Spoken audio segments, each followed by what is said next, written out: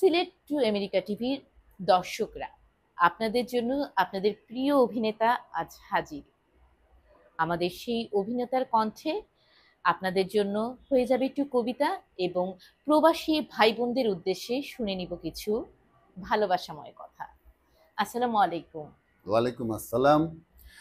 আসসালামু আলাইকুম। সিলেটের প্রবাসী ভাই বোনেরা, আপনারা ভালো আছেন? আমি ভালো আছি। আমি ভালো থাকার চেষ্টা করি সব সময়। কবিতা, গান, অভিনয় এগুলো নিয়েই আমার ব্যস্ত সময় কাটে। আপনারা আমেরিকাতে আছেন।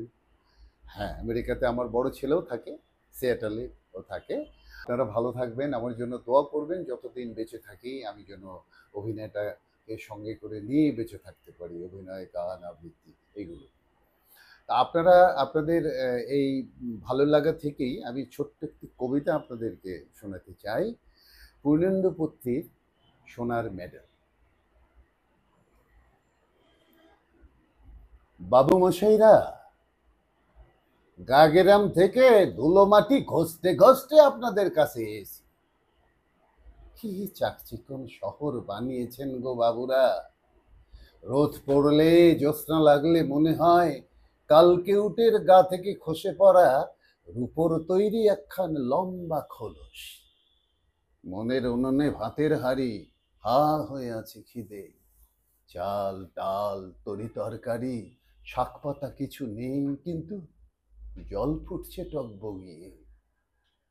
বাবু মশাইরা, লোকে বলেছিল ভালুকের নাচ দেখালে আপনারা নাকি পয়সা দেন।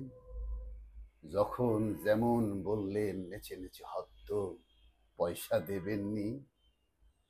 লোকে বলেছিল ভানুমতির খেল দেখালে আপনারা নাকি সোনার মেডেল দেন। নিজের করাতে নিজেকে দুখান করে আবার জুড়ে দেখালুম। আকাশ হতে সোনালি পাখির ডিম পেড়ে আপনাদের ভেজে খাওয়ালুম গরম। ভাজা গাছে বাজিয়ে দিলুম ফুলের ঘুম। সোনার মেডেল দেবেননি। বাবু মশাইরা, সেই ন্যাংটোবেলা থেকে বড় স্বাদ ঘরে ফিরবো সোনার মেডেল টাঙিয়ে, আর বউ বাচ্চাদের মুখে ফাটা কাপাস তুলোর হাসি ফুটিয়ে বলবো, দেখিস আমি মরে গেলে আমার গা থেকে গজাবে চন্দন গন্ধের বন। সোনার মেডেল দেবেননি। ধন্যবাদ সকলকে।